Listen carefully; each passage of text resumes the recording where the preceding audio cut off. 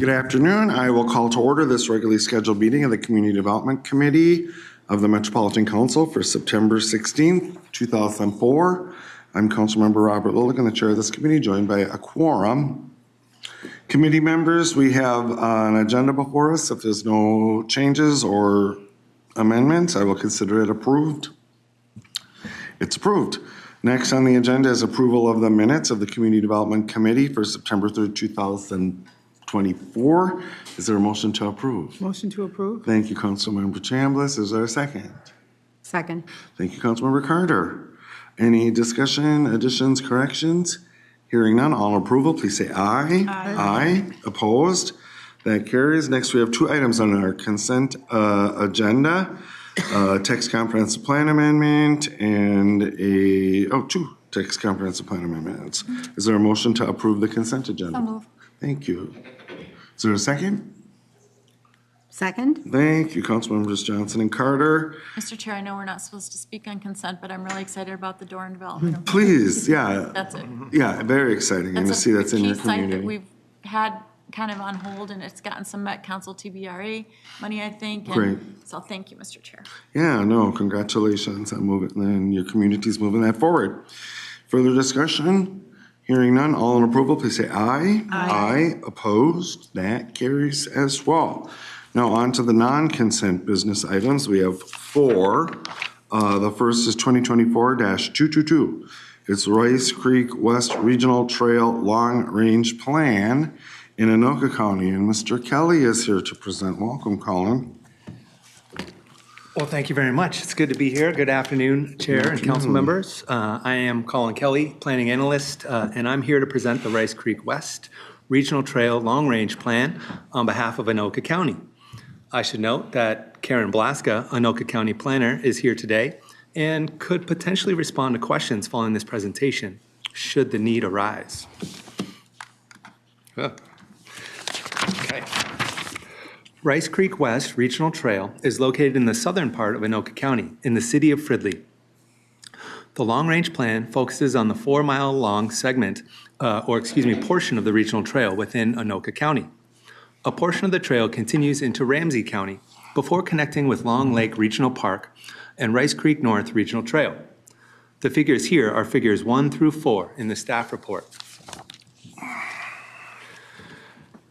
Anoka County examined the demographics of the area at several scales to determine who may be underserved and who should be consulted during the trail planning process.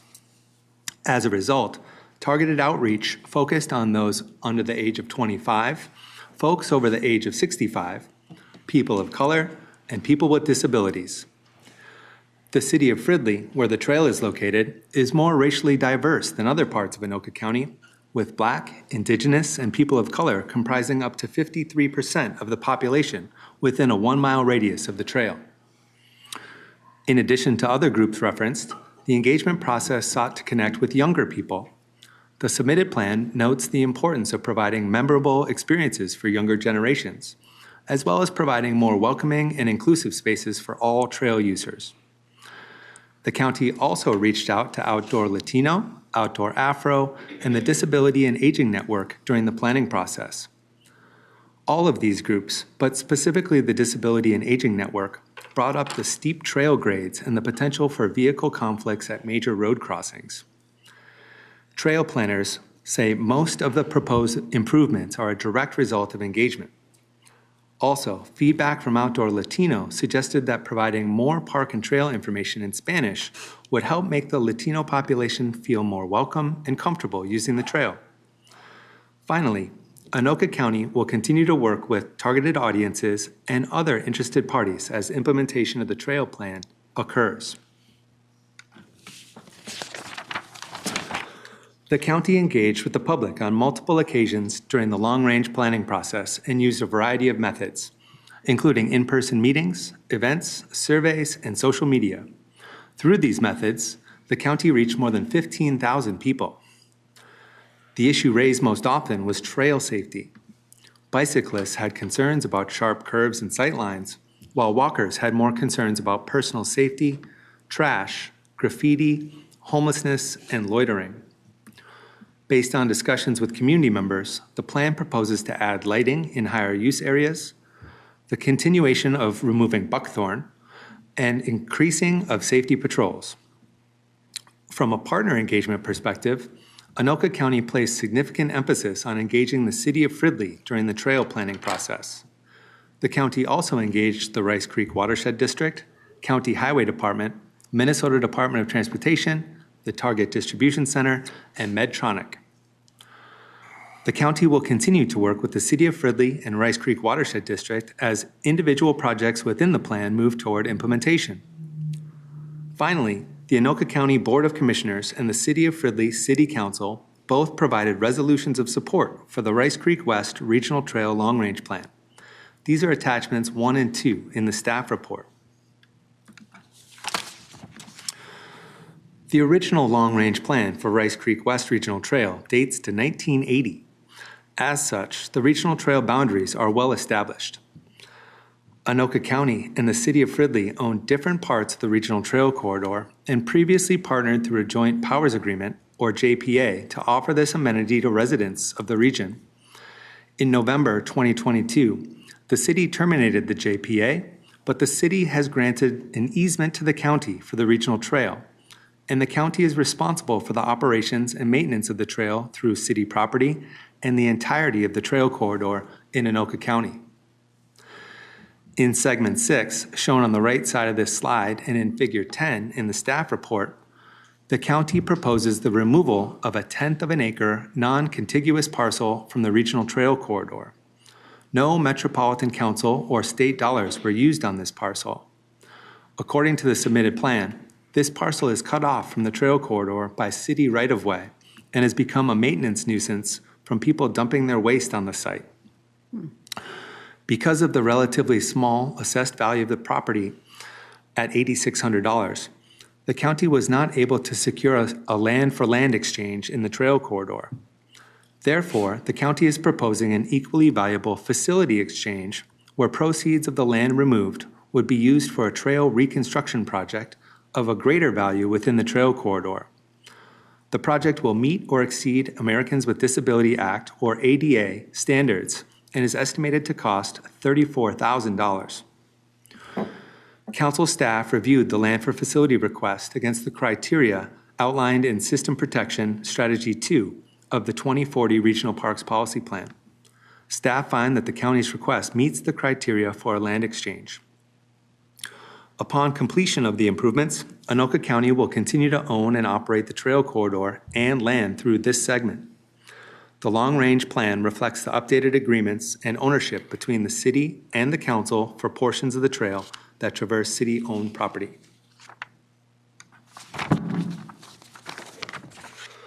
Moving into the development concept. Across all 6 segments, portions of the trail are to be reconfigured, reconstructed, and improved for access. From here, we'll move through each of the segments west to east, highlighting the major proposals for each segment. For your reference, maps of the individual segments can be found in the staff report as figures 5 through 10. In Segment 1, the Banfield Lock Historic House is proposed to serve as a staffed visitor center and trailhead, and 2 parking lots are to be reconstructed. The historic house needs improvements to ensure the structural integrity and energy efficiency of the building envelope, as well as updates to accommodate the new trailhead use. In Segment 2, wayfinding is proposed to be improved in partnership with the City of Fridley. In Segment 3, a grade-separated crossing of Trunk Highway 47 is proposed for a safe crossing of a high-speed road. Technical review of the trail plan by council transportation staff encourages the county to coordinate with Metro Transit and the Minnesota Department of Transportation to improve crossing safety before committing to a more costly bridge or tunnel at this location. This advisory comment has been integrated into the proposed actions for this long-range plan, which I'll cover shortly. In Segment 4, the Regional Trails Bicycle and Pedestrian Bridge over Rice Creek, near the eastern end of the segment, is proposed to be replaced. Other improvements include additional wayfinding and directional signage to be placed along the trail. Moving on to Segments 5 and 6. The development concept for Segment 5 includes improving the existing bike ped tunnel at the eastern end of the segment through resurfacing, improving drainage, and increasing lighting efficiency. The plan also proposes replacing the existing bike ped bridge over Rice Creek about halfway through the segment. In addition, the county proposes constructing a natural surface hiking trail to offer a different kind of experience for trail corridor users just north of the regional trail itself.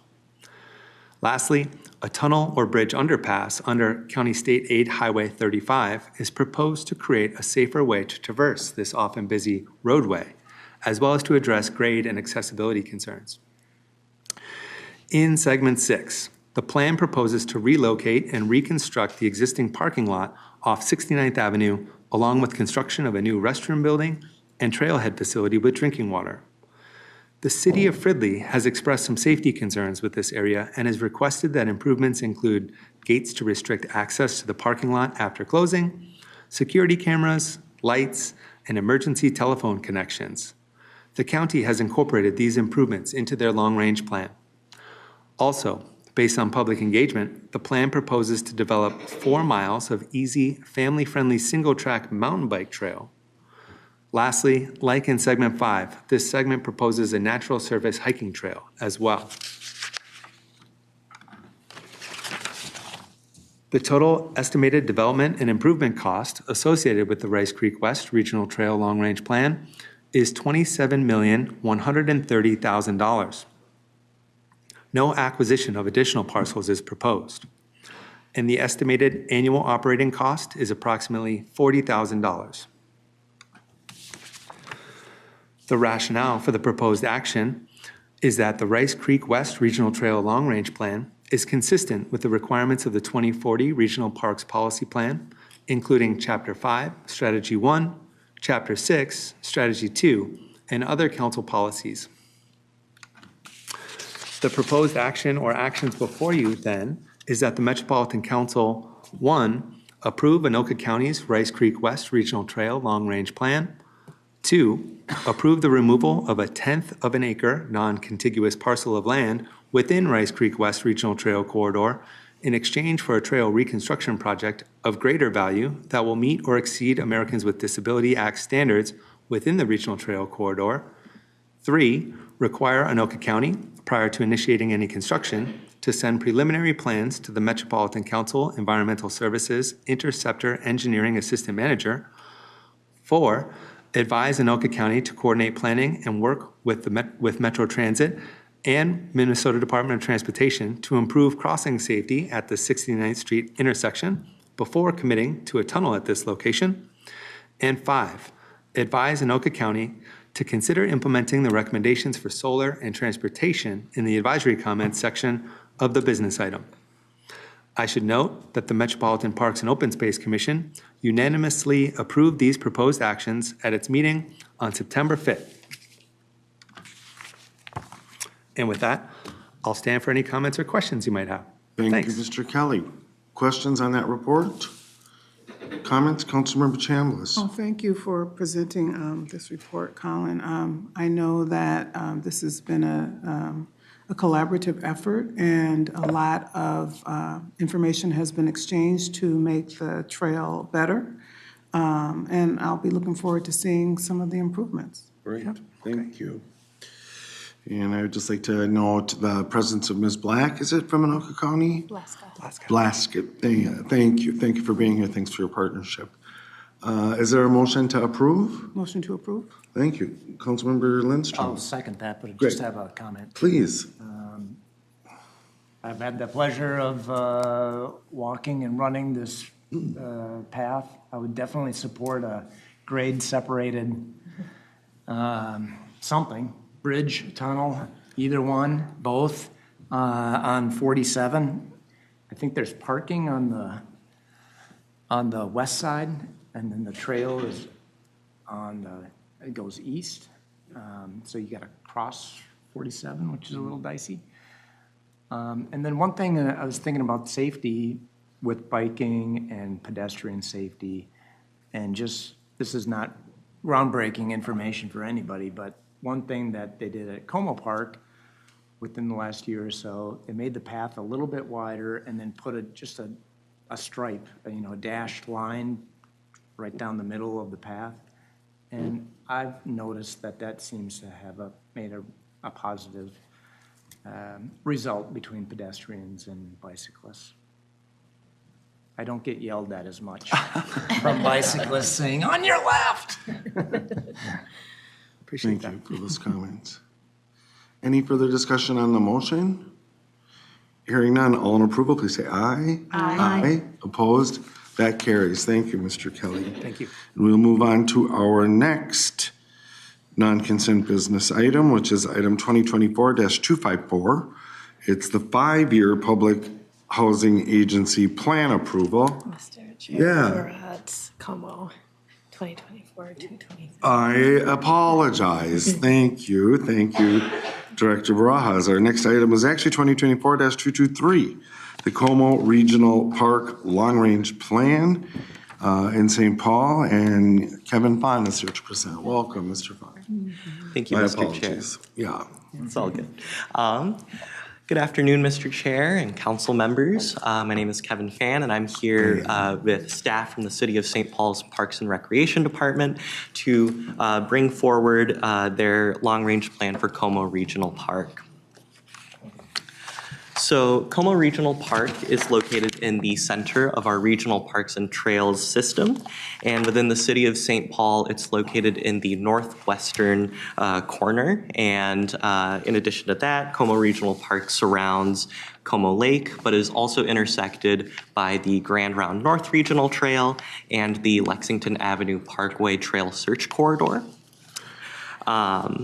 Another thing to note is that these images are figures 1 to 3 in your business item.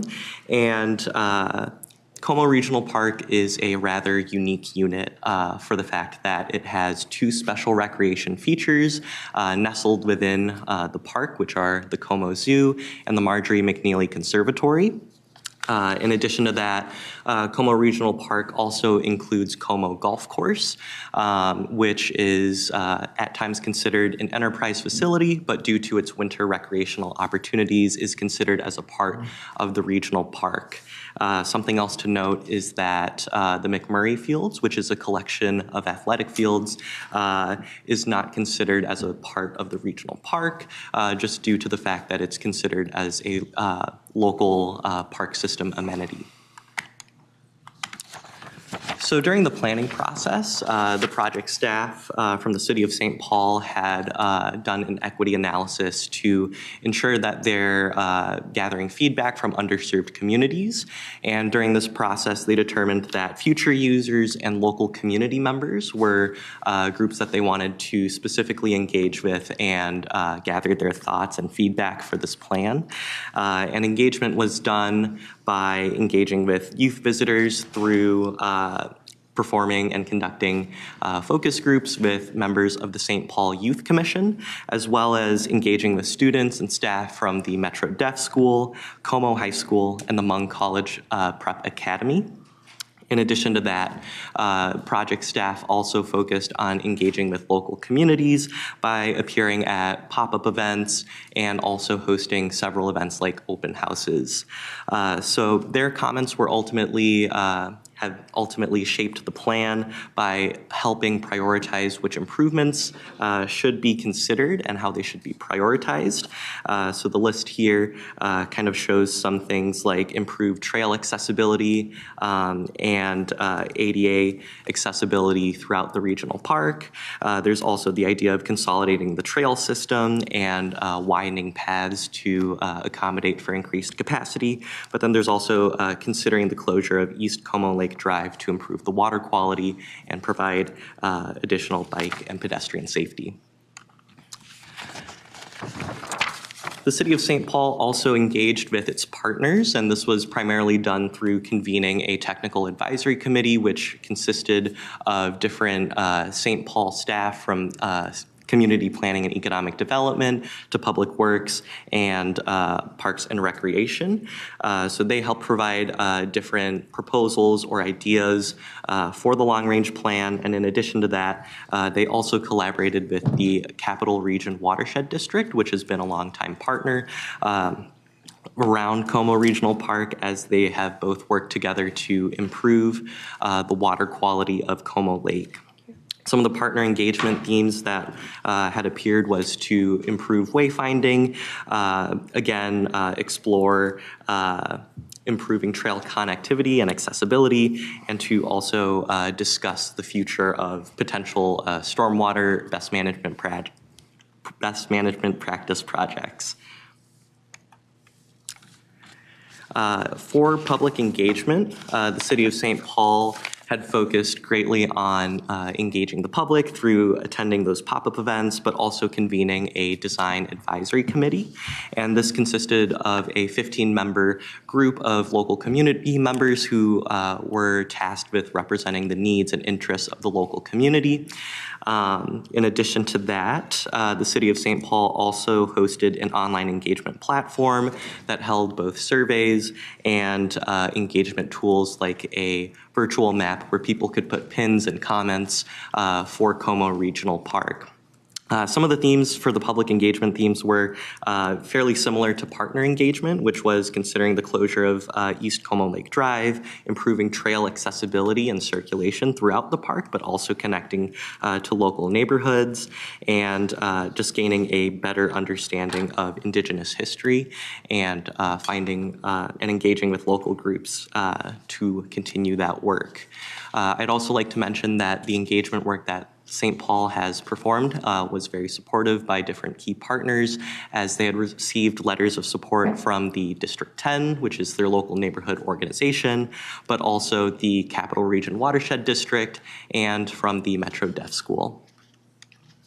Moving on into the development concept, the general plan, the long-range plan, is intended to guide development for at least 20 years for Como Regional Park, and the proposed improvements have been categorized into 3 different prioritization schedules, which is high priority, medium priority, and low priority, which is planned to be implemented within 10 years, 10 to 15 years, or 15 to 20 years respectively. Some of the key improvements that are being proposed is to generally improve trail safety and accessibility throughout the park by either installing lighting or making things ADA accessible. There's also the proposal to upgrade the trail systems throughout the park by either consolidating trails, increasing capacity, creating new connections to local neighborhoods. And then another key proposal is to establish two-way bicycle and pedestrian traffic around Como Lake. Other improvements also include improving the natural areas and the water quality of Como Lake. And then other key improvements are to update the area around the Lakeside Pavilion to make it more visitor friendly, to consider the closure of East Como Lake Drive, and to explore alternative recreational activities in the park. One thing that I wanted to note very quickly was for the Lakeside Pavilion that the long-range plan is currently just proposing recommendations for the area around the building itself, and that the building and the pavilion itself is part of a separate plan called the Lakeside Vision Plan, and that will be that will continue to develop in scope, timeline, and cost as time progresses, and the City of St. Paul will eventually establish an engagement schedule for that. And for the East Como Lake Drive, something to note is that there are no concrete recommendations about exploring its closure. They currently need more studies and traffic analysis to determine what the potential benefits and drawbacks of this action would be. Another key component of Como Regional Park is Como Lake. So Como Lake is listed on the Metropolitan Council's priority waters list, which shows that the lake itself provides significant recreational and tourism value to the region. Historically, Como Lake has had poor water quality due to excess phosphorus runoff, which results in large algal blooms. So in the long-range plan, The City of St. Paul is continuing to collaborate with the Capital Region Watershed District to collaborate and improve the water quality of Como Lake by restoring shorelines, continuing to monitor the water quality, and also proposing new infrastructure or stormwater best management practice projects. One example is the proposal to install a new sand filter and bioretention basin in the northwestern golf course pond to remove any excess phosphorus. The proposed cost for implementing the long-range plan ranges between $57.9 million on the low end to $96.4 million on the high end, with an estimated annual project cost of approximately $65,000. The only acquisition that is being proposed in the long-range plan is a 2.87 acre parcel that is currently part of a 10-acre parcel that is active railway from BNSF. This acquisition would cost approximately $421,603, and the acquisition would help serve as additional parking opportunities for any hosted or programmed events at Como Regional Park. Lastly, the anticipated operations and maintenance costs are expected to be $1.45 million annually. The rationale for the proposed action is that the Como Regional Park Plan is consistent with the requirements of the 2040 Regional Parks Policy Plan, specifically in Chapter 5, Planning, Strategy 1. The plan is also consistent with other council policies. And that brings us to our proposed action, which is that the Metropolitan Council approves the Como Regional Park Long Range Plan, that they advise the City of St. Paul to consider implementing the recommendations for solar resources and population forecasts in the advisory comments section of the business item, and to require the City of St. Paul, prior to initiating any new development of the regional park, to send preliminary plans to the Metropolitan Council's Environmental Services Interceptor Engineering Assistant Manager. I'm happy to stand for any questions, and I also invite the City of St. Paul if needed. Thank you, Mr. Fan, for the report and for your work on this. Questions or comments on that report? Any questions? Yeah, Councilmember Carter. So I was just struggling a little bit with the total cost, projected at $65,000 annually with low and high end of 57 to 96 million. Can you help me with that? I do see the operation and maintenance annual cost as well, but the numbers aren't adding up for me. I'm not understanding something. Mr. Fan. Council member, Mr. Chair, I'd like to invite some staff from the City of St. Paul to come provide clarification. Thank you. Thank you. Please, I had a similar question. Okay. Councilmember Carter, it just wasn't adding up. Yeah, The difference between the annual costs and the operations and maintenance costs. thank you. So I'd invite up our guests from the City of St. Paul, our partners. Might I add, Yeah, please. while we're in that transition, I think I'm going the right way around the park when I ride my bike. I think I am. I usually head east and come back to the pavilion. But occasionally, I think I might go the other way. It is a one-way. I never really observed that currently. Is that correct? And the plans are to change it to two-way? Mr. Fan. Council member, Mr. Chair, from what I had understand from reading the plan, some portions of the trails around the lakes are one-way, and then some might be two-way. Oh, thank you. So I think the plan is proposing to kind of make I that don't want to consistent. take it. Thank you. Thank you. And welcome. Thank you, Mr. Chair, committee members. My name is Alice Messer. I manage design and construction, and I'm joined here with Ann Garter and Katie Hammerlink, who are both landscape architects. So if you could repeat the question, please, we'll do our best to answer. Thank you. Slide 7 has the total cost, and there is an anticipated high and low end, and then an anticipated annual project cost of just $65,000. The numbers weren't adding up even when you put in the annual maintenance and operations. And so we were just asking for some clarification there. Are all those numbers correct? Yeah, Commissioner, that's a great question. I think obviously the range is, as you're looking at priorities, there's high to low, so that's kind of reflecting our best guess estimate on the 57 million to the 96 million. I don't quite know the annual project cost of 65,000. That is obviously not enough for a regional park that gets the demand and use of that size. So we can double check that number. I believe the 1.4 million annually feels more reflective of the maintenance needs for that. So I'm not quite sure where that 65,000 is coming from. Well, we'd appreciate a follow-up just to for correct sure. the numbers, and thank you so much. Yeah. Thanks again, Councilmember Carter. I had the same question, so thank you. Thanks for being here. And I love this park. Yeah, it's a biggie. And so thank you for keeping it good, making it wonderful. Keep up the good work. Councilmember Chambliss. Yeah, I mean, if I had to look at it without explanation, I probably would look at the operation and maintenance as the existing annual cost. And then the difference between the 57.9 and 96.4 would be an amount that the Met Council could consider authorizing. And the 65,000 being more what has been projected. But that's just how I am looking at it, without any further explanation. Thank you. Thank you. Any further comments or discussion?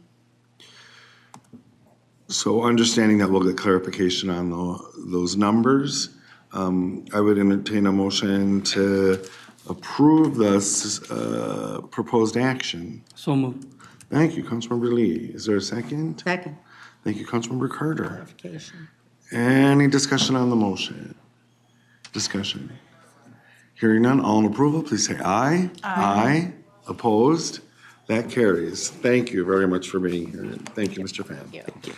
Now we will move on to item 2024-254. It's the 5-year Public Housing Agency Plan Approval. And Stephanie Paulson is here to present. Welcome, Ms. Paulson.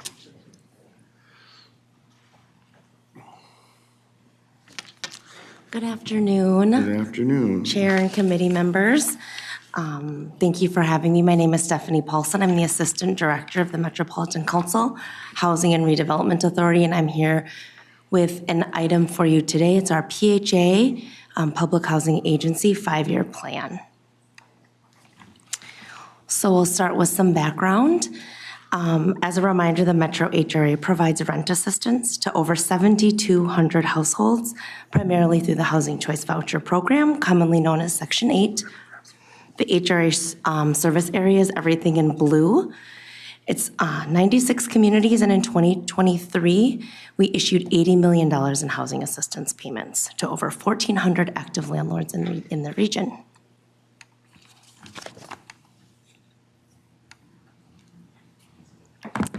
The 5-year plan is required by the U.S. Department of Housing and Urban Development for any agency administering the Housing Choice Voucher Program.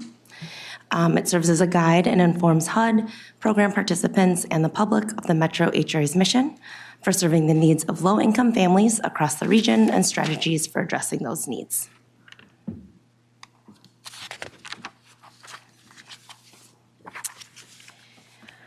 We last approved the 5-year plan with the period of 2020 to 2024. And the plan that you're reviewing now is for 2025 to 2029. Again, this is just providing HUD with long-range goals for meeting the needs of the people in our region.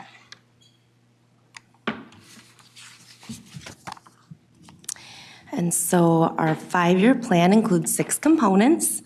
Maintain or increase the availability of decent, safe, and affordable housing, administer programs to encourage integrated settings, providing rental assistance for persons living with disabilities, increase assisted housing choice for all residents across race, ethnicity, and income, contribute to Minnesota's goal to end long-term homelessness, encourage movement to areas in the region with less than 20% poverty and high-performing schools, and promote self-sufficiency and stabilize families.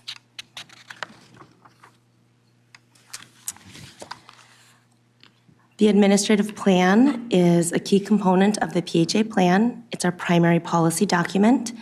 Inside the administrative plan contains mandatory and discretionary policies. HUD requires this to be a part of the plan that we submit to them, and we must make this plan available for public review.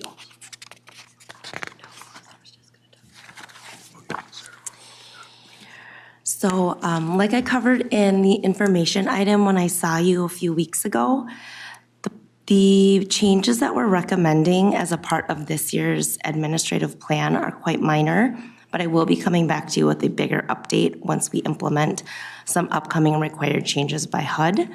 But there are three primary changes that I'm going to cover with you now that we'd like to include at this time with our PHA plan. The first is combining our housing choice voucher waiting list with our family affordable housing program wait list. As a reminder, the Family Affordable Housing Program is our housing portfolio for the council-owned units. So we operate a separate waiting list for those 154 units, and we are recommending combining that into one with our housing choice voucher waiting list. There are a handful of primary reasons, but mainly in that it's consistent with how we operate our PPV program more broadly. So the Family Affordable Housing Program is essentially a project-based voucher, and for our other project-based vouchers, we have those developments use the waiting list for housing choice voucher. Secondly, when we, as a separate waiting list, families are waiting a really, really long time to access our Family Affordable Housing Program. We only pull from the wait list when a family leaves a unit. And so if we experience a lot of turnover, we use that wait list. If we experience very little turnover, which is what we hope because we want our families to be stable, then families can be sitting on the wait list for 5, 6, 7, 8, 9 years, and which is far longer than we want families to wait. If they're combined on the standard housing choice voucher wait list, their wait time will be sped up because they will either be asked and offered a project-based voucher or they will get a tenant-based voucher. Either way, they'll have access to affordable housing more quickly. The second change that we are recommending is expanding our Homework Starts with Home partnership. So as I mentioned in the information item, in 2021, the CDC and Council approved a partnership with Solid Ground Ramsey County for us to enter into a Homework Starts with Home partnership. And this was a grant through MHFA through the Housing Trust Fund where we're providing rental assistance to families experiencing homelessness in the Ramsey County school, in some Ramsey County school districts. So far, 65 families have been housed with that program since 2019, and 26 families have moved from Homework Starts with Home to the Housing Choice Voucher Program, and that is all through our policymakers approving that action and allowing us to make that preference in our administrative plan. In the most recent round of funding, our partners at Ramsey County expanded the Homework Starts with Home program to a piece of Washington County because of an overlap in school districts.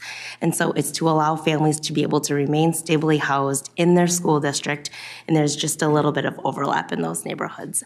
And so our language as it exists right now in our administrative plan specifically says Ramsey County, and we're just asking to include Washington County if they are a program participant in this MHFA Housing Trust Fund program. And then the third. I have a question from Yeah. Councilmember Johnson. Real quick, and I think I asked this before, but I just have to make sure I understand. So if somebody in Washington County receives a housing choice voucher, and at some point in time they want to move, do they take that voucher back into our HRA system, or what do they do with that voucher? Can it go anywhere just like it does? I just have to remember how that works. Chair, Councilmember, thank you. If a family is given a housing choice voucher through that preference, then we would technically port their voucher to Washington County so they could stay with that school because Washington County is outside of our service area. We have not done any of that yet because we don't have the preference adopted. And so we've been in initial conversations with Washington County CDA, with the Homework Starts with Home partners, the Ramsey County Solid Ground partners, and then of course our agency to figure out how exactly that would work. And so we've had initial conversations, but no one has actually been given the preference yet since it hasn't been adopted. And thank you, Mr. Chair. And I think it's just such a small sliver, but we are working with somebody outside of our HRA, which we, I just need to know how that'll work because Washington County is not paying in for any of this, but because they're part of the school district, that's why it's being afforded to Washington County for just that area. Chair and Councilmember? Correct. So the Homework Starts with Home partnership includes very specific districts. And so we would only offer this, we would not offer this to anyone unless they were a part of the Homework Starts with Home cohort that Solid Ground And I has. think I'm just looking at the other side of the coin. Once they get the voucher, they're residents of Washington County, which is not part of our HRA. So I'm just trying to understand, we'll figure it out, but just trying to understand working with a non-HRA partner of ours in our metro area and just outside. So we'll keep going. It's not worth it, but I just want to keep that in mind to just see down the road if something like that should happen. Chair, Councilmember? Absolutely. As it stands right now, the way that our jurisdictional boundaries would work is we would port that voucher to Washington County for administration. And then we would just have a port bill situation for those families. Okay, thank you. Thank you. Ms. Wilson. And then While we're breaking. Oh, I'm sorry, Councilmember Carter. Thank you. Just wanted to back up to the combining HCV and FAHP. Does that actually mean then that the FAHP selection goes away? Does one have, or are you over time moving people? I'm just not sure whether the preference for FAHP that may be expressed would continue to be honored, or if that would be lost. Chair? Ms. Paulson. Councilmember, thank you for that question, and that's an important clarification. Our existing FOP waitlist is almost exhausted. And so instead of reopening, what we'll do is we'll just start using the waitlist that we recently opened.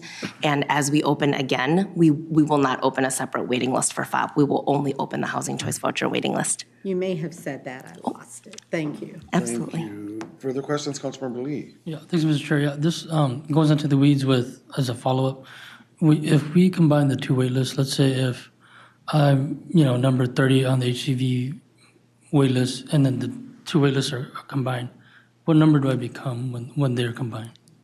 Chair and Councilmember. So we will continue to operate, there's very few names, actually. We're gonna, in the beginning of October, I believe, sometime in October, we are going to send a final list for everyone else that's on the Family Affordable Housing Program. So we are almost completely exhausted. Those families will go through their kind of initial screening, so we make sure that they're still interested. Some families, because the wait list is so old, are no longer interested. And then they'll be on the Family Affordable Housing Program kind of abbreviated list. So as units turn, they'll be contacted to access an opportunity in the portfolio. They'll still completely operate as separate. So really what we're asking for approval for is that when that list is completely done, we will just get rid of it. We won't operate it anymore. We won't reopen. And so your wait list kind of position on the Housing Choice Voucher Program wait list would not change. It remains completely the same. The wait list, the number of families on our Housing Choice Voucher wait list, we always try to put about 2,000 families on. And so if we use the Housing Choice Voucher wait list for the Family Affordable Housing Program also, we'll just go through that wait list more quickly. And so then we'll be able to open and kind of keep a more current list also. Okay, thanks. Thank you. Thank you. Further questions at this point? Seeing none, Ms. Paulson. Great, thank you. And then the final update that we are recommending and requesting approval for is to remove the restrictive language as it currently stands in our administrative plan of families required to submit a 60-day move notice to the Metro HRA. We're recommending that that language be updated to proper notice, and it's just to be consistent with kind of what's happening in the market. So our families can be more competitive as they're searching. If the lease that they signed says they need to give a 30-day notice, then that's completely okay with the Metro HRA now, and just trying to take away some restrictions that make moving a little bit more difficult for the families that we serve. We will ultimately just default to the lease that they sign with their owner.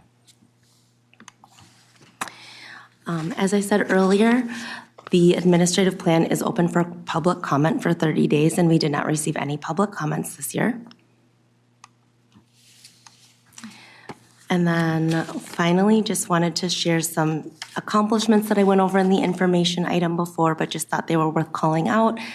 and share a picture of the Metro HRA staff. It's nearly all of us, and that picture was taken at our celebration of the 20-year High Performer CMAP party that we had very recently, and so there we are.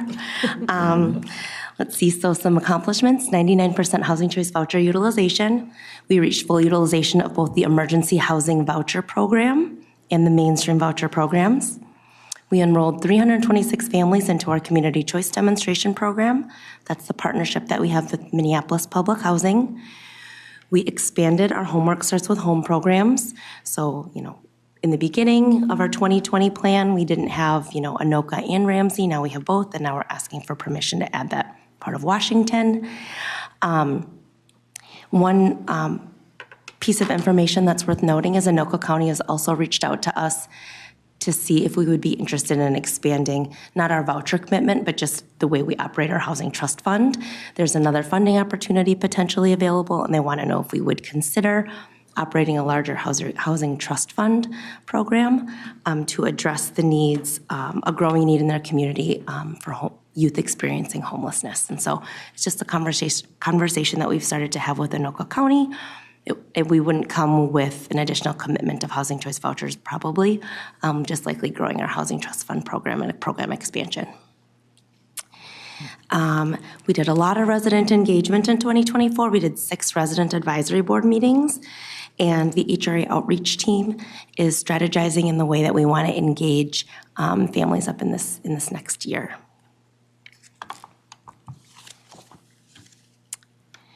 There is some exciting stuff coming on the horizon. HOTMA implementation, you've heard us talk about this. It's the Housing Opportunities Through Modernization Act. And essentially, it's just a giant overhaul of the Housing Choice Voucher Program. Implementation has been delayed several times by HUD.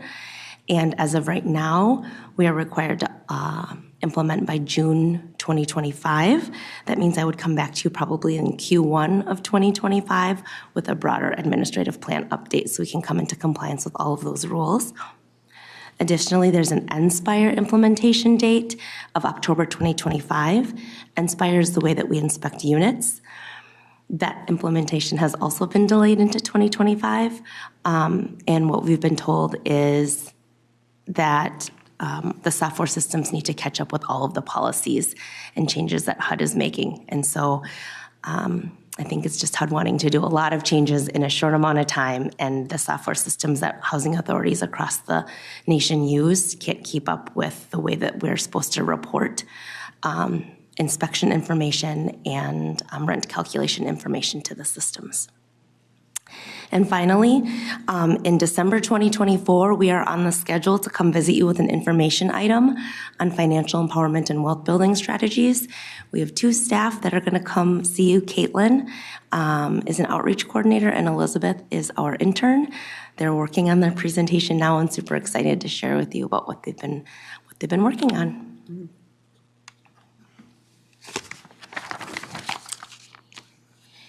And so this is just a summary of our PHA plan approval process. I came to you on August 6th with an information item, and we had the public hearing on the 18th of August. Public comment closed on the 31st. I'm here today with this business item, and then we'll go to full council on the 25th. And then on or before October 15th, we will submit to HUD.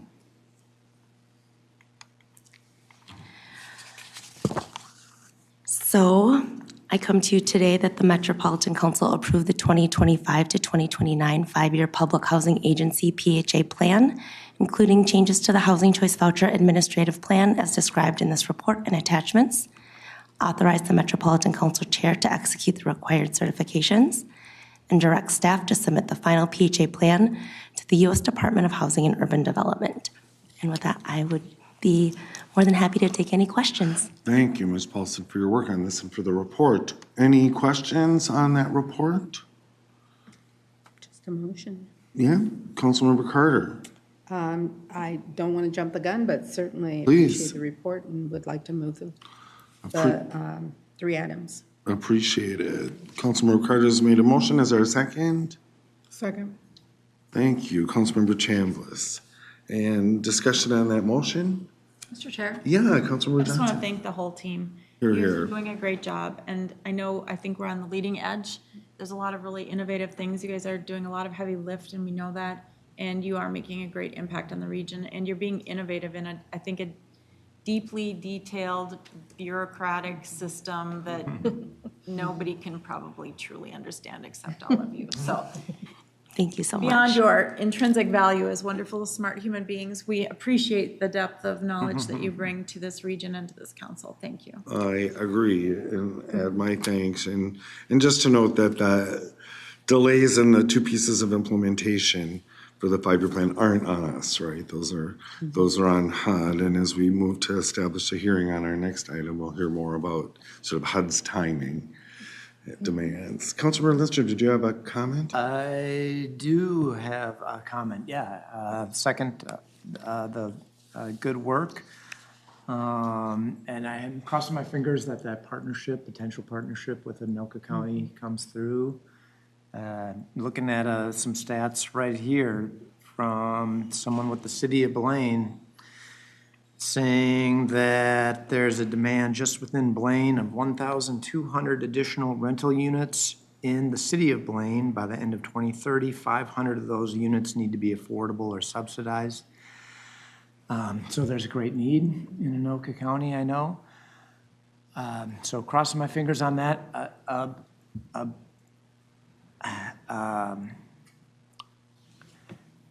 Not related to this directly, I don't think. But I was thinking about a year ago, I think it was you who came before the committee about a year and a half ago, talking about the foster youth to independence vouchers, the 11 vouchers we had. Yes. Maybe last spring or so. And I'm just wondering how that's going. You know, are they being filled up? I know that the counties we were talking about partnerships with counties. That's one of them. And I'm just curious, how is that going? Chair, Ms. Paulson. Councilmember, you have a great memory. Wow, that's awesome, because there's only 11 vouchers. But your timing is quite ironic. We just requested 20 more within the last 3 weeks. And so we've received preliminary approval from HUD. So I think 9 are going to Anoka, 1's going to Carver, and it's just based on a need, and then 10 are going to Hennepin. And so we have 20 more of those. That's the partnership that we have existing a long time ago, that you recall, that partnership that was established.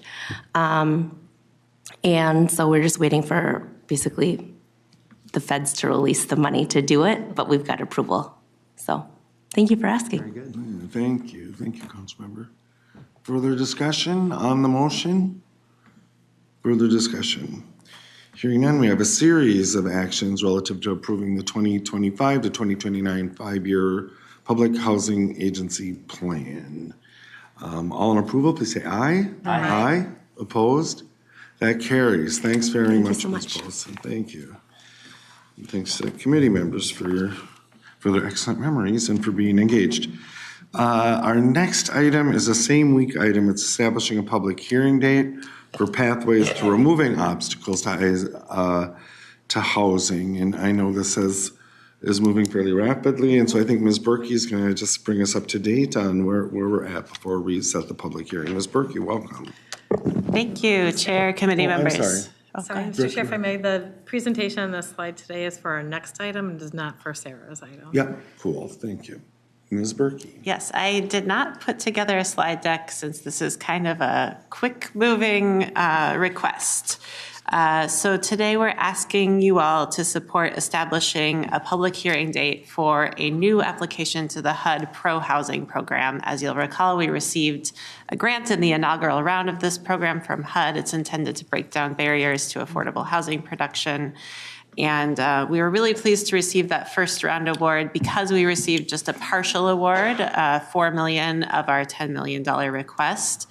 We are eligible for and would like to go back and put in another application for the second round of funding to see if we can get a little more to accomplish our original vision for this program. The timeframe for this is very short. HUD just released the NOFO less than a month ago, and it's due October 15th. It requires a 15-day public comment period, and so we are striving to get a draft put together so we can put it out for public comment within the week, and then bring it back for a public hearing to close out the public comment period on October 7th at our regular CDC meeting.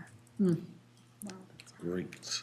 Thank you, Ms. Berkey. Any questions on that? This is very fast moving, especially considering these are two big units of government. And so we're trying to make these deadlines. I had a few more questions about it when I was briefed on this ahead of this meeting, but I have full confidence in Ms. Berkey and her team's ability to meet these deadlines. So, yeah, Councilmember Chambliss and then Director Barajas. Yes, and I also would like to thank you for being so responsive.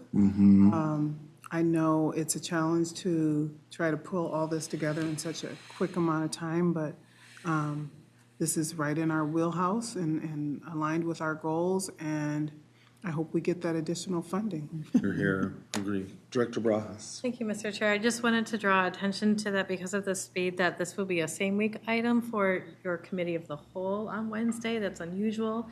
But given the circumstances, if we had waited for your next council meeting, we wouldn't have been able to meet these timelines. Similarly, at your upcoming October 7th council meeting, Community Development Committee meeting where you will hold this public hearing if you pass this item, we are also asking you then to take action on this item following that public hearing. And then that will be same week to the council that week in order to submit that application. We did all sorts of logic puzzles, all of that work in high school, I think is starting to pay off. Thank you, Director Barajas and Ms. Berkey and your teams for work on this, and I can only imagine that it's because of our ability to be this agile that we would be competitive in this round of funds, so fingers crossed. Great. So Ms. Berkey proposes that we set the public hearing date for October 7th, 2024. Is there a motion to approve? Thank you, Councilmember Carter. Is there a second? Second. Councilmember Lindstrom, thank you. Discussion on the motion? Any discussion?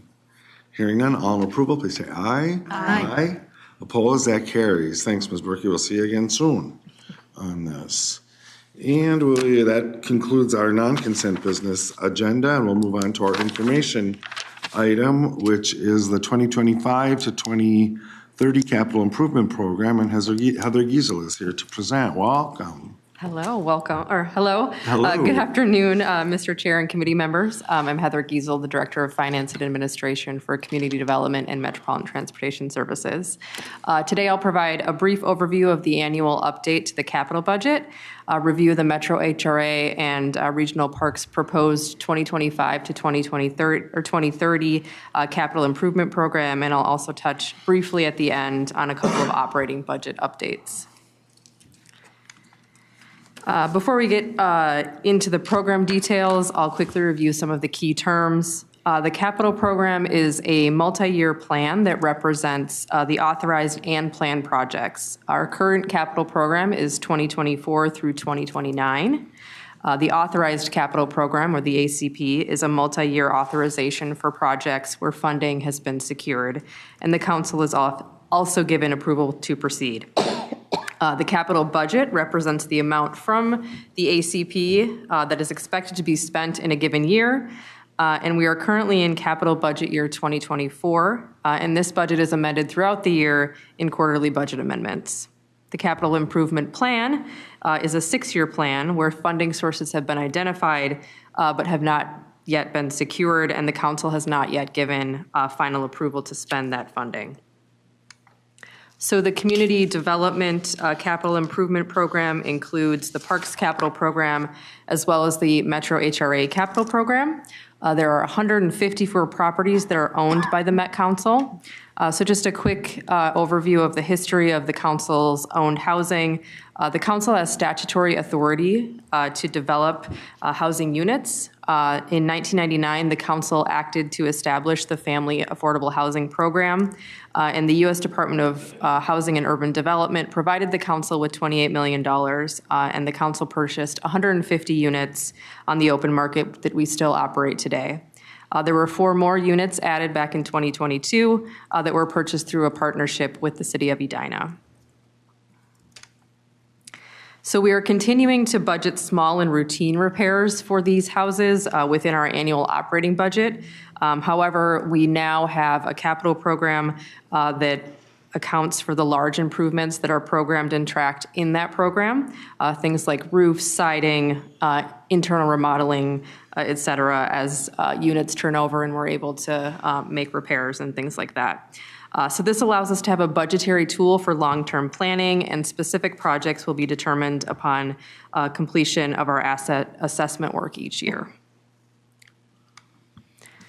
So there is currently $2.4 million authorized for the Family Affordable Housing Program capital. That includes $2 million that you may remember was transferred from the HRA operating reserves back in the Q2 budget amendment that will be used to purchase replacement units.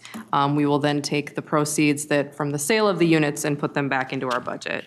And then there's an additional $300,000 each year for 2025 through 2030 that will funded by FOP program income that is planned to be used to preserve council-owned housing. So that's the $1.8 million that you see at the top. So that's for future spending.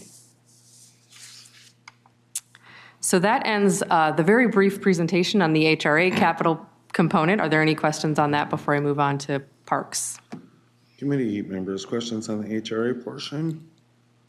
Seeing none, Ms. Giesel. Okay. So now moving on to the Parks Capital Program, just touching on a few highlights. I'm sure you've seen these figures throughout many of our budget documents, but 69 million visits in 2023. This figure was similar to the 2022 numbers as well. 56 regional parks and park reserves totaling more than 55,000 acres, 8 special recreation features, and then 55 regional trails with over 415 miles of interconnected trails. So the Regional Parks and Open Space System is a partnership between the state, the council, and the parks implementing agencies. This graphic and the next graphics in the series of graphics I'll walk through highlight the roles that each play in the capital program. The state of Minnesota, the Met Council, and the parks implementing agencies are all impacted by several pressures. These include legislative action, economic and environmental factors, and regional needs and outcomes. So starting off, the state of Minnesota plays several roles. State legislation created the Regional Parks and Open Space System and defined the role and authority of the council within the Parks and Open Space System, and it appropriates funding. At the state agency and commission level, agencies and commissions help execute legislation, including passing through funding or running competitive grant processes to award additional grant funding. So under state law, the council is charged with overseeing the acquisition and development of the regional parks and trails. With broad engagement, the council develops regional policy plans and will soon, such as Thrive MSP 2040 and the soon-to-be adopted Imagine 2050 and its associated policy plans. The Metropolitan Parks and Open Space Commission, what's our question? I'm sorry, is there a question? No? Sorry, I thought I heard one. Okay. The Metropolitan Parks and Open Space Commission helps the council develop a long-range plan and an acquisition and development program that includes funding for regional parks.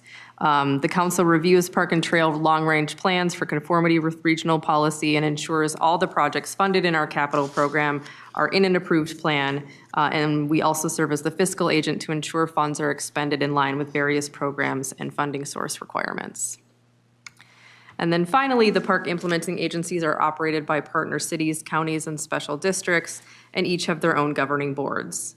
Implementing agencies lead the regional parks and trail long-range planning, including public engagement. They operate and work to acquire and develop land for regional parks and trails, and they also protect and conserve natural resources to provide outdoor recreation for public enjoyment. So when you put that entire system together, the capital project life cycle looks a bit like this. The cycle is ongoing, but we'll start about at the 1 o'clock position. So all projects funded through our capital program, except for legislative earmarks, align with Thrive MSP 2040 and the future Imagine 2050, as well as the regional parks policy plans adopted by the council. These documents set the stage for project development at the regional level and are the council's primary opportunity to set regional guidelines and to engage with the public. These plans lay out engagement standards for long-range planning that happens at about the 5 o'clock position. So Parks implementing agencies take the lead at the 5 o'clock position. They engage with the public to develop these long-range plans and develop their capital projects, which are prioritized and include in their agency CIPs. The council also has its own CIP, and we develop our capital improvement plan at the program level, which I'll talk more about on the next slide. So once funding is secured at about the 7 o'clock position, it's brought into the council's authorized capital program through a budget amendment, and then funding is passed through to the park implementing agencies via grant agreements. All projects funded with the council's ACP conform with the regional parks policy plan and are included in an agency's long-range plan. And then the cycle is rounded out with performance measures, which take the form of various reports and other data submissions. So moving on to the parks capital funding. So 100% of the parks capital funding is passed through to the following programs. As you can see on the graphic, 3 of the 4 programs are secured through state funds, several of which are distributed by formula. You can also see that the council provides a match to state bonding and land acquisition grant programs and fully funds the equity grant program.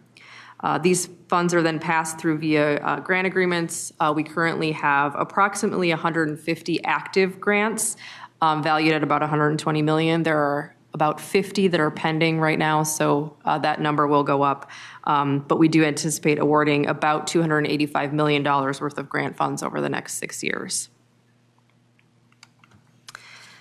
So when we develop the CIP, we fund capital projects through 4 main revenue sources. These are the Parks and Trails Legacy Fund, the Environment and Natural Resources Trust Fund, State of Minnesota bonds, and then council bonds. We also do the council receives direct appropriations, commonly referred to as earmarks from the state, but we don't plan for the revenue for these. We do make revenue assumptions based on a reasonable assumption of funding that will come into the parks and open space system. Legacy funds are appropriated by the legislature. We forecast this funding will increase by 2% annually. It's been at this rate for a while, with the exception of 2023, which was a big bump. And so that year was a little bit of an anomaly, but we're still anticipating 2% above that. So the actual appropriation for 2024 legacy biennium is our base year, starting with 2024 at $29.1 million. We forecast the annual funding will increase to just under $33 million by 2030. The Minnesota Environment and Natural Resources Trust Fund dollars are awarded through a competitive grant process. So we apply for this funding in partnership with the parks implementing agencies and the Legislative Citizen Commission on Minnesota Resources, or LCCMR, awards these grants. This is programmed at a relatively stable funding of $750 million with a $750,000 with a $500,000 in council bond match. State of Minnesota bonds are appropriated by the legislature. We've traditionally requested $15 million in bonding years, and we have a policy that matches those at $2 for every $3 of ENRTF and state bonds. So, and we can have up to $40 million of regional bonds outstanding at any given time. And in conversations that we've had around that topic, I think I've shared that we're not anywhere near that level, so historically. So our CIP assumes the council will continue to fund the equity grant program as well. So this slide calls out notable modifications to the CIP. As a reminder, we start with our base. The base is our approved 2024 to 2029 CIP. The adjustments are basically that we drop 24 off the CIP and add in 2030 to the forecast. So first, we anticipate the council will continue to match state of Minnesota appropriations as directed by statute or council policy.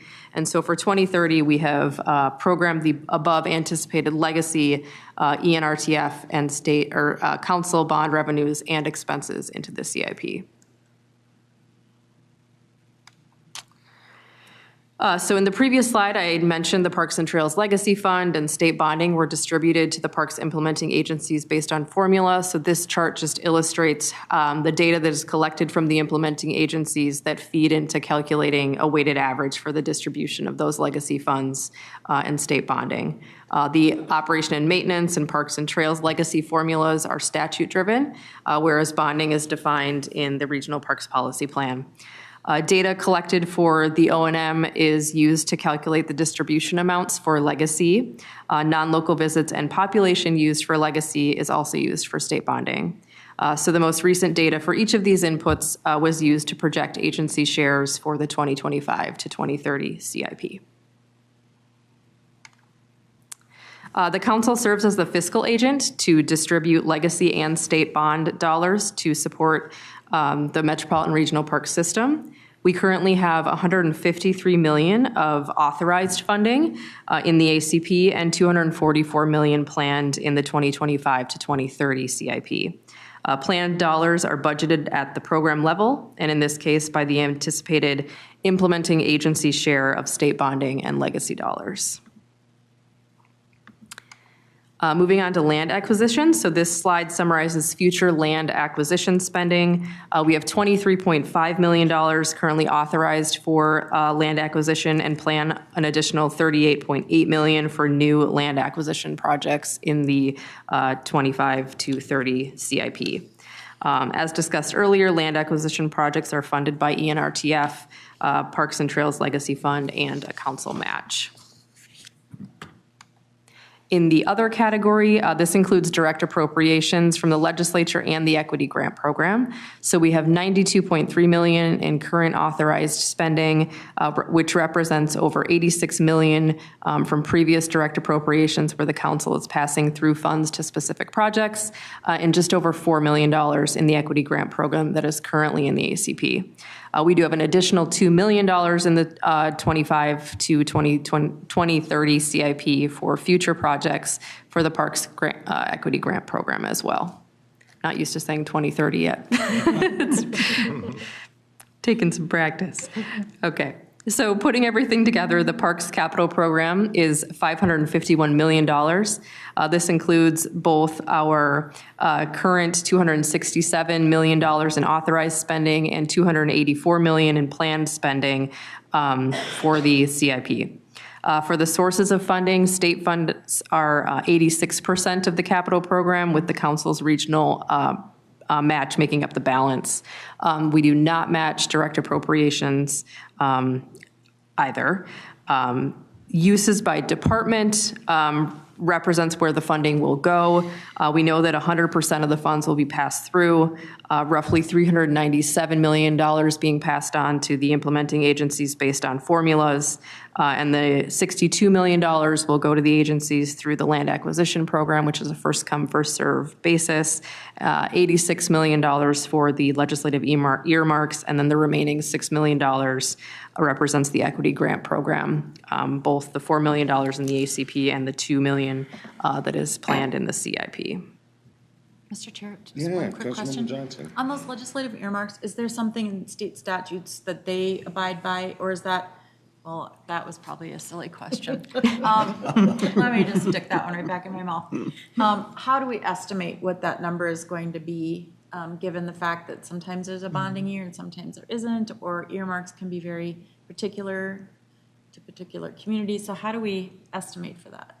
Or are we given some number from somebody smart in finance at the state that just goes, well, here's a number I'd go with? Or is it historic maybe that we are pulling numbers from?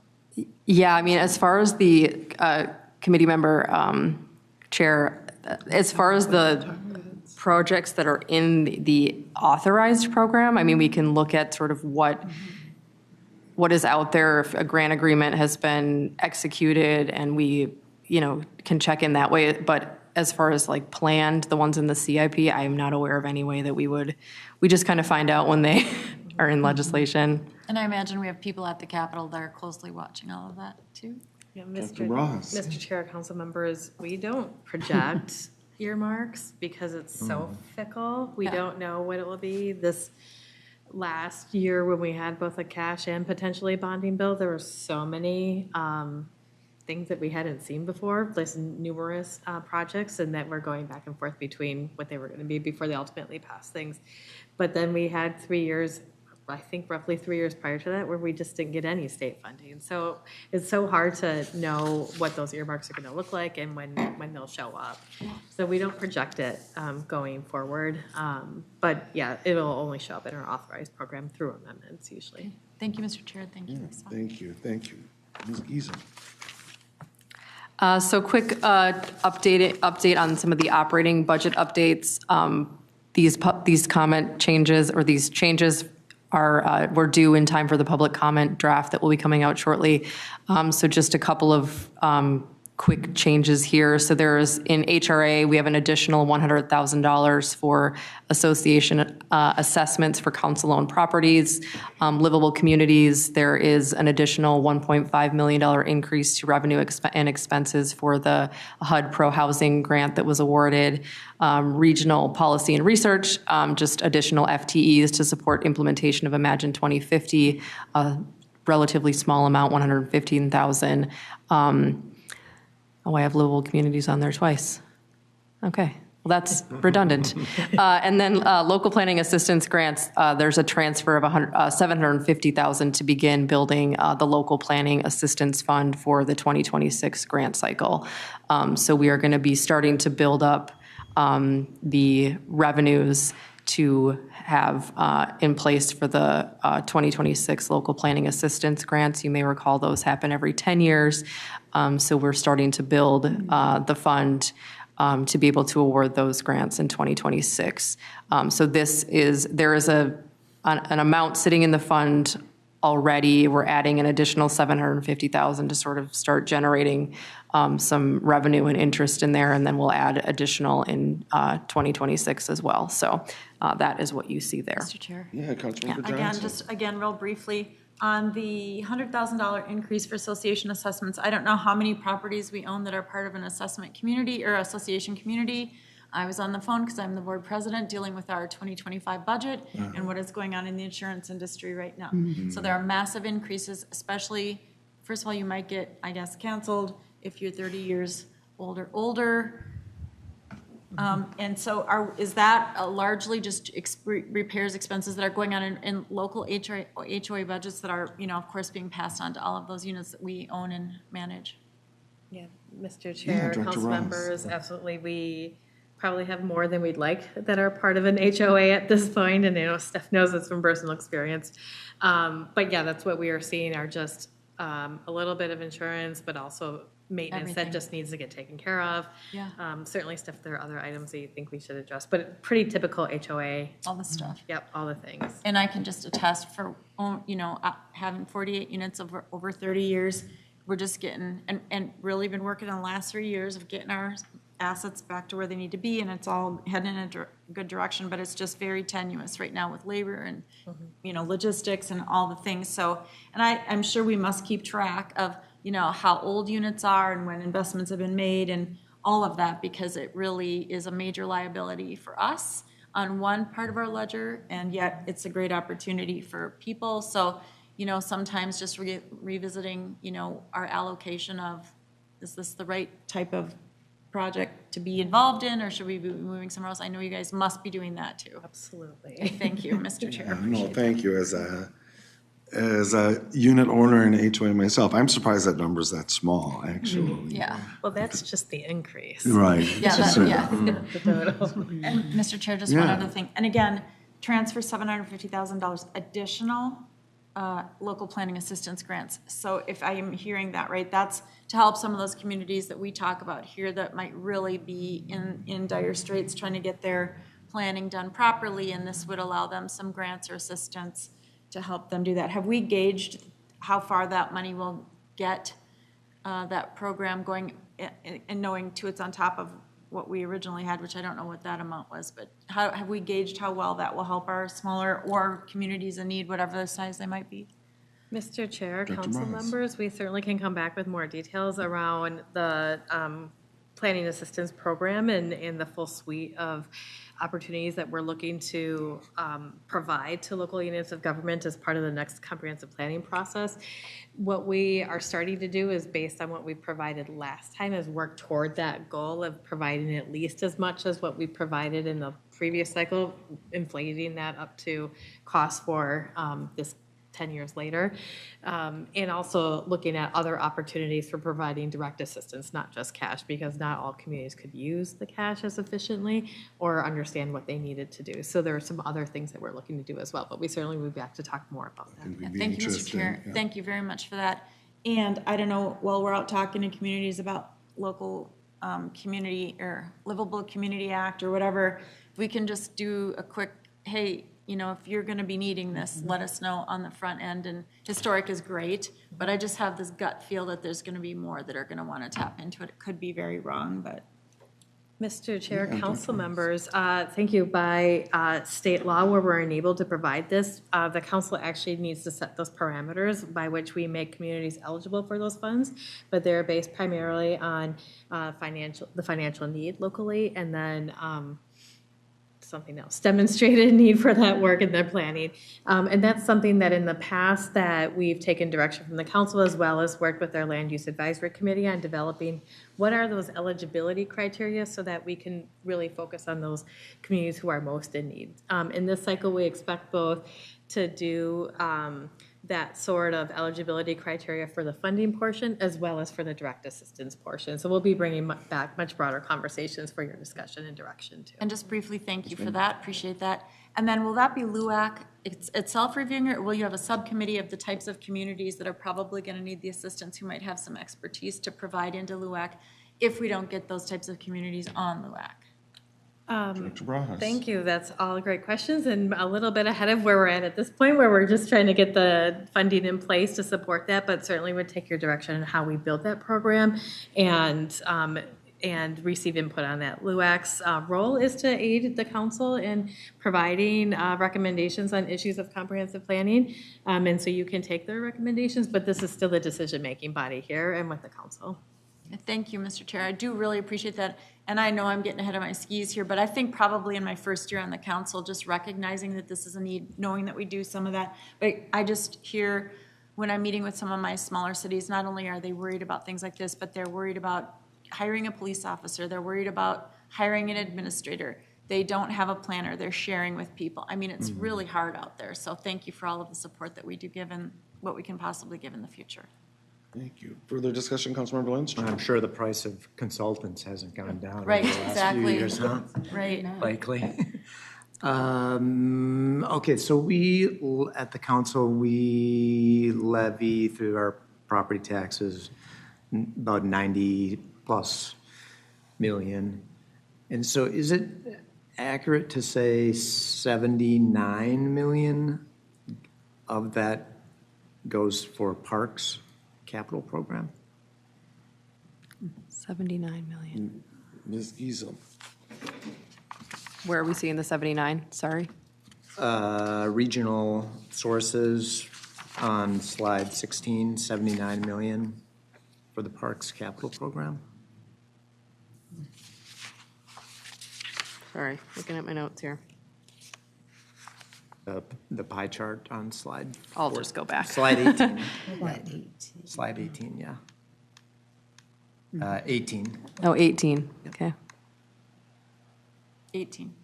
What am I can't. 16. Okay. 79. It says 79 million, the blue slice, regional source. Director Barajas. Correct. That is regional bonds that the council has levied as part of the property tax. But that is the ACP and the CIP. So that's the entirety of the 6-year plan is $79 million. So it wouldn't be in okay. a single Okay, year I that we get had it. levied that amount. Okay, gotcha. Yeah. Okay, cool. Makes sense?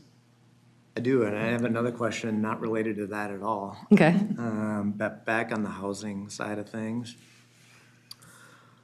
So we own 150-ish, 154 units.